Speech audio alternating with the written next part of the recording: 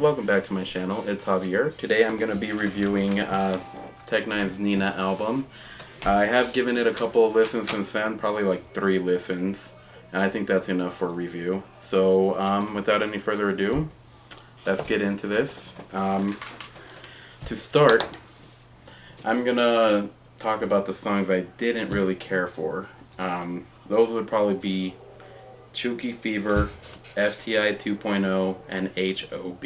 Why I didn't care for those songs? Chooky Fever wasn't really grabbing my attention, and besides that, the hook feels way too repetitive at times. It feels way too modern. Not something I like to hear in my music. I hate those repetitive hooks. I think anybody could agree there. With FTI 2.0, judging by the sound of the whole album, the beat and the song itself, I felt like it kind of did not match the tone of the album. It felt really out of place. I don't know, yeah, it's just a very skippable track to me, at least. I know.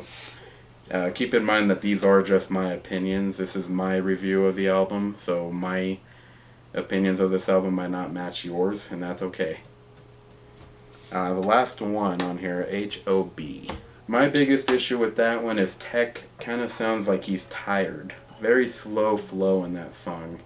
I mean, the lyricism is good in the song, but he just kind of sounded like he wasn't into the song.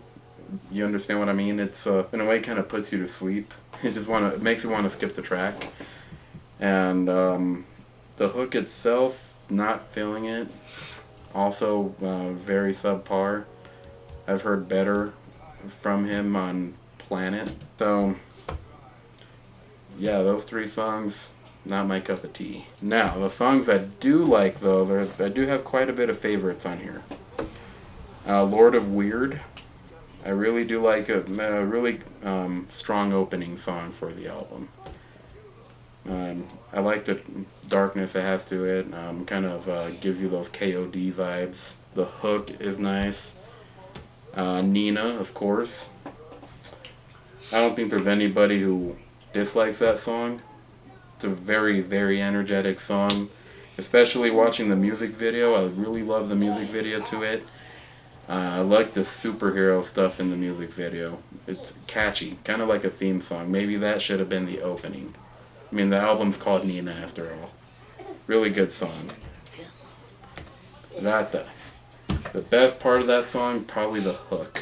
I love the Jamaican feel it has to it. There is a lot of speculation on this song though, that he was dissing 6ix9ine. I personally didn't hear that. I do, however, think he is talking about somebody in specific. Do I know who? I don't, but I know for a fact that it's probably not 6ix9ine. I don't know why he'd make a song dissing 6ix9ine. 6ix9ine's not even that important. He's just a trash artist. My cat, everybody. My cat. Think.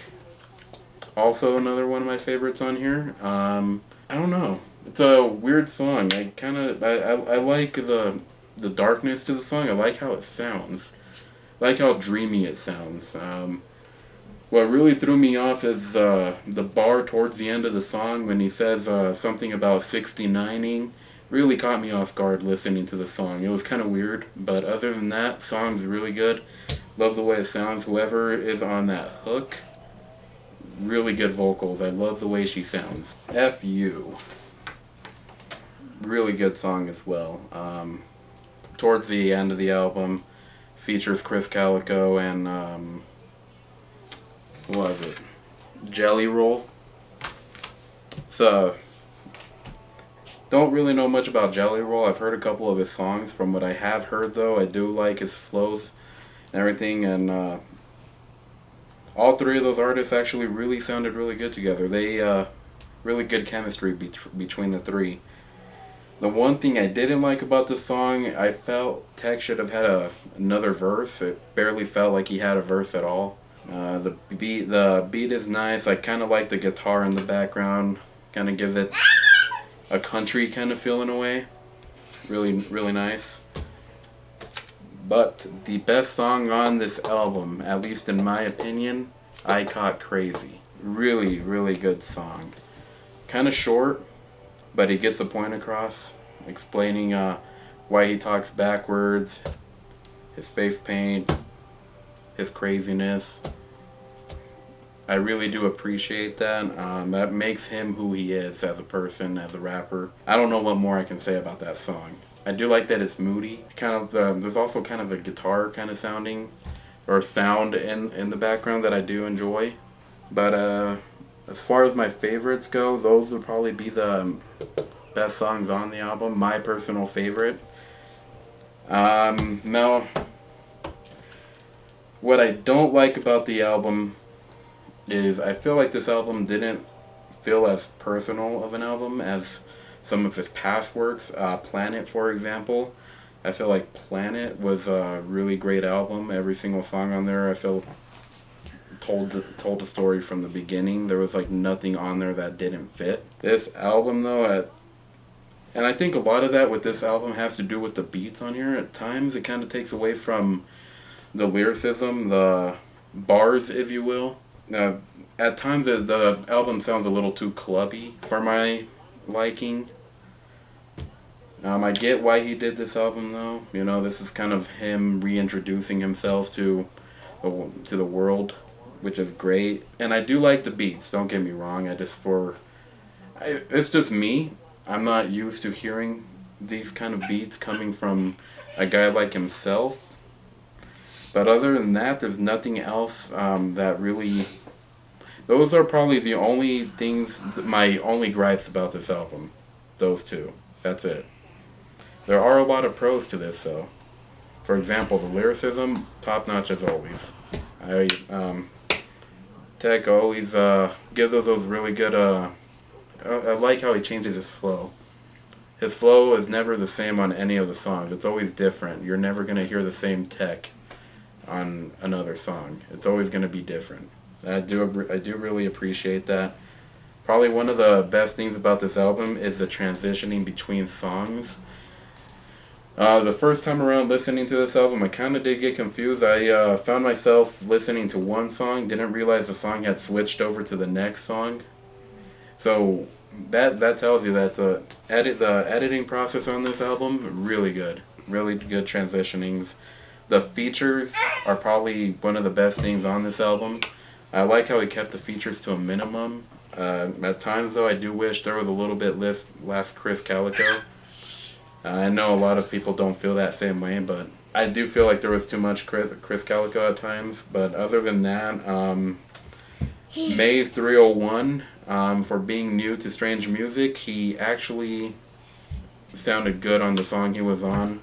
I had my doubts about him when they first signed, because I did hear one of the songs that he was on sounded just like that Dumpster Juice that comes out today. Some stupid 2016 designer shit. And I thought that's what this was. After listening to the song that he was on here, Greenlit, I have changed my opinions towards him a little bit. I'm willing to give him a chance. And another good thing about this album, but again also listed as kind of a bad thing on this album, are the beats.